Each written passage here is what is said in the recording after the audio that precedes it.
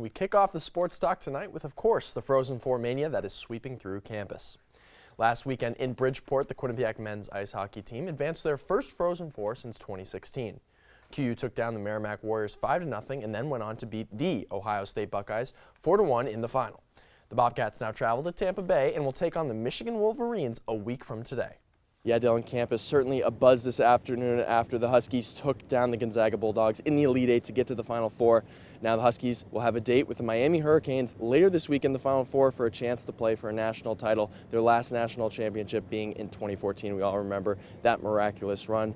Schroeder, who plays for the Boston Pride, won all 5 games she started in the month of November and had 3 straight shutouts to start the month. Schroeder currently has a goals against average of 1.69 and an incredible save percentage of .953, which, simply put, is incredible. Now, on its own, that loss is very tough, but it's made even tougher when you remember last year, where the Bobcats also fell in overtime in the conference title game. The weekend was special enough on its own for the Bobcats. However, 3 players earned All-American honors, which made the end of the season even sweeter. Captain Zach Metsa and goaltender Yaniv Peretz earned second-team All-American honors. Metsa finished his final year as a Bobcat with 37 points in 40 games as a defenseman. Peretz finished the year 34-4-3 with 10 shutouts.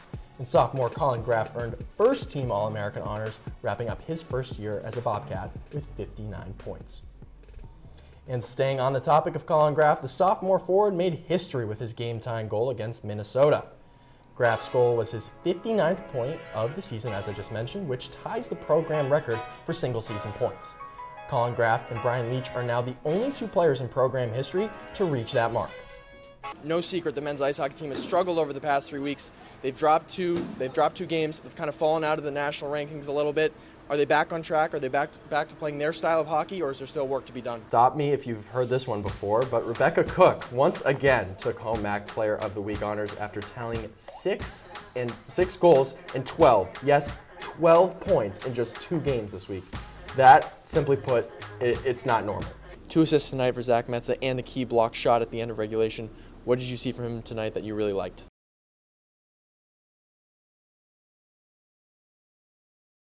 Following a 1-year absence, the SNY Connecticut Ice Tournament returned to the Webster Bank Arena in Bridgeport for its 2nd annual contest featuring the 4 college hockey programs in the state.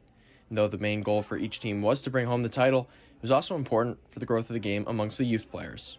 I think it's just great for our state. It's great for youth hockey. I think it's great for the 4 teams too, for the 4 schools involved. So we're happy and we want to keep rolling with it moving forward. Great to have it again. As I said earlier, I think it's great for the state because a lot of the younger youth hockey players can come out and watch the tournament and hope someday to aspire to play in it. And if we can do that, that's what builds it. And that's what the Beanpot has done so successfully. Despite the opportunities for growth, the most important goal for the Bobcats was clear: to win the tournament and put the memory of losing in the final 2 years ago in the rearview mirror. We didn't play well that year.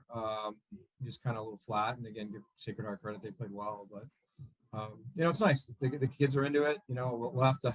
We'll ground them and get ready for the weekend. It's a tournament. It's a big win, but we need to move on and get ready for our next game. It's great. On top in Connecticut, we had a bit of a bad taste in our mouth after our sophomore year, coming in and losing to Sacred Heart. There's a big goal of ours coming in this year, especially for us seniors. It's our last chance to win it, so it feels great right now. We don't like losing any games at all, especially to teams in Connecticut, so yeah, it meant a lot. The Bobcats will look to carry the momentum from this weekend's tournament win into next Friday when they welcome the Union Dutchmen to the People's United Center. From the Webster Bank Arena, I'm Ethan Logue, Q30 Sports.